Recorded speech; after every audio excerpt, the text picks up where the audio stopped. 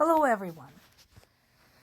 One of the hardest things when it comes to covering foreign events is that even the best of sources don't always give you the details you want to see.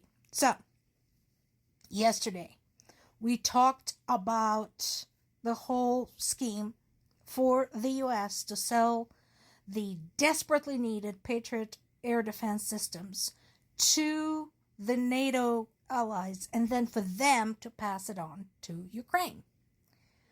We now start getting a feeling for how many, but we still don't get the clear idea as to when. So, take this headline in The Guardian. U.S. moving forward with haste. What does that mean?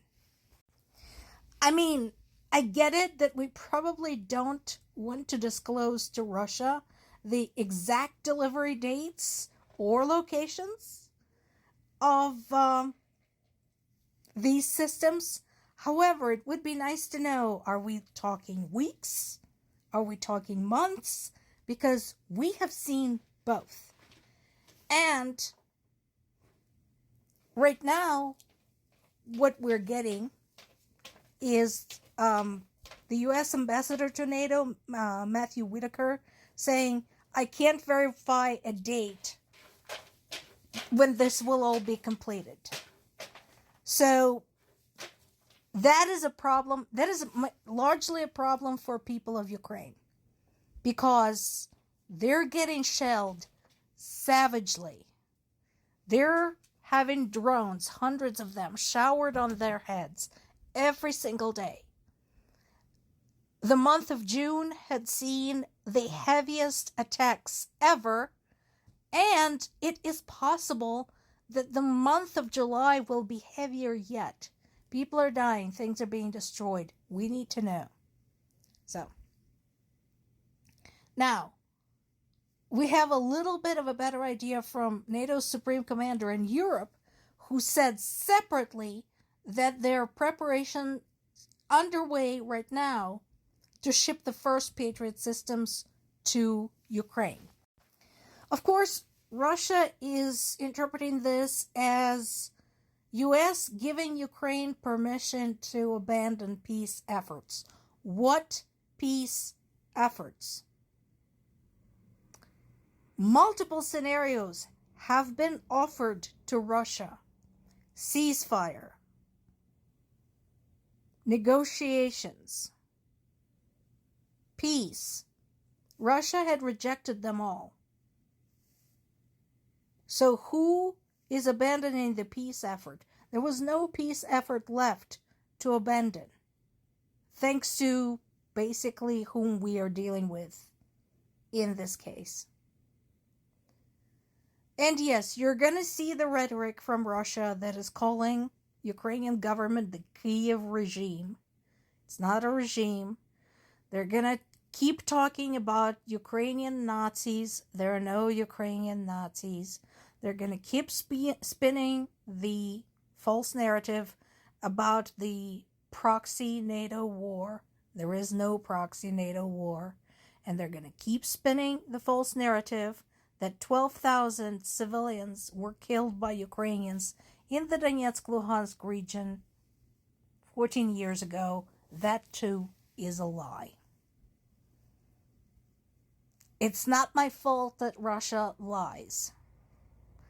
Everything I just listed has been debunked multiple times by multiple sources, multiple countries, multiple governments, multiple agencies.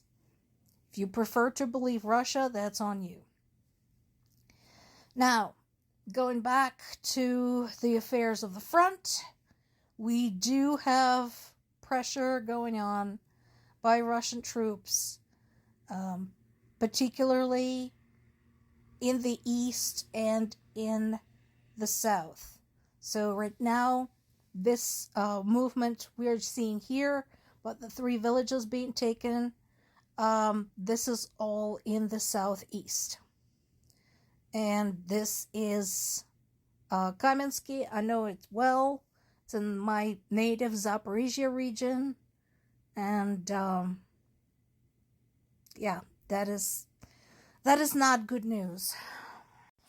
In addition, Russia continues exterminating every trace of anything Ukrainian from its own culture, its own materials.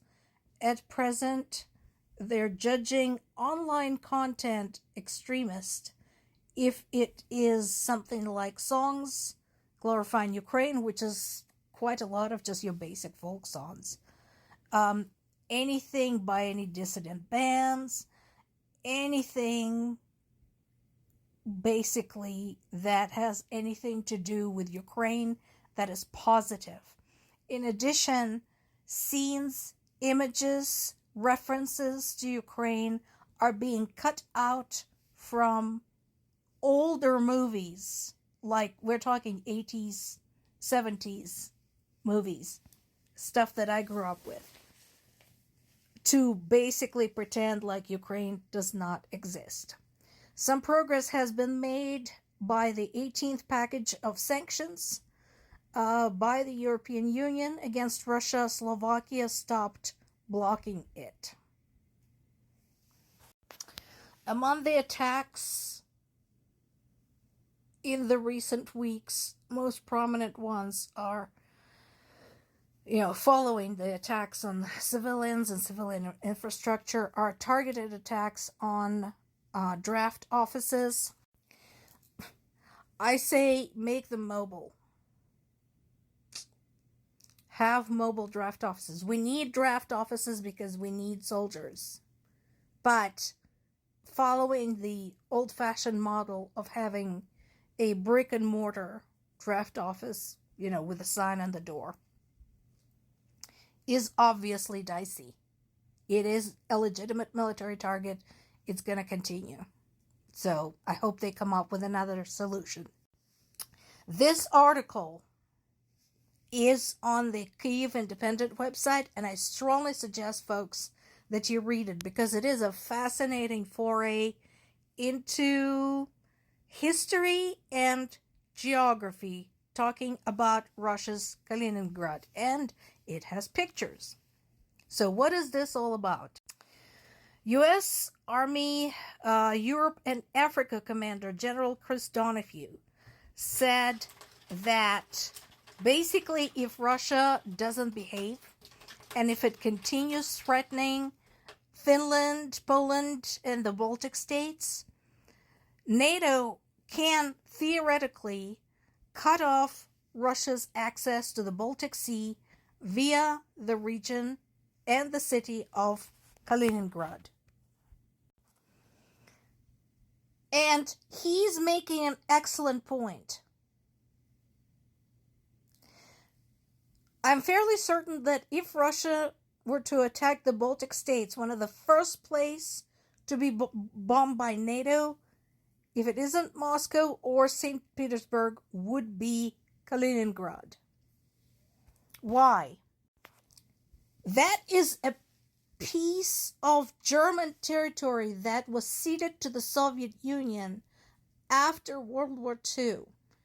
The former German city of Königsberg and the surrounding area, thus giving Russia direct access to the Baltic Sea. I don't need to explain why this is strategically important. Here's a map that shows where it is located. It's not a big territory, but it is absolutely vital. This is where the Baltic Sea Fleet of Russia has its headquarters and main base. And this is the area from which Russia could attack the Baltic states.